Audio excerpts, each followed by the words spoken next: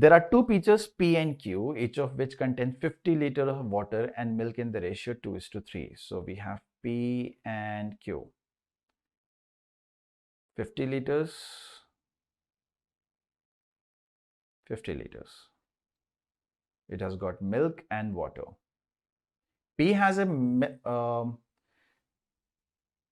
in the ratio, okay, it's water is to milk. So let's write what it says so that it's not confusing.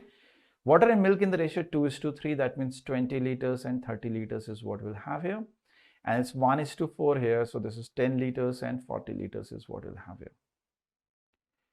At first, 5 liter of mixture is transferred from P to Q. So when 5 liter is going to be transferred, that means this 5 liter will contain water and milk in the same ratio as it was existing. So out of 5 liters, 2 liters of water and 3 liters of milk will go. So after that, we will have 18 liters of water. And if we talk about milk, we will have 27 liters of milk because 3 liters went there. If we talk about Q, 2 liters of water just joined in and 3 liters of milk just joined in Q. It just got transferred, right? And after it mixes very well, 5 liters of the mixture is transferred from Q to P. So now 5 liters is pushed back. Which of the following statements is definitely true? So before we proceed with the calculation, let's look at the options. Quantity of milk in P is more than that in Q. No.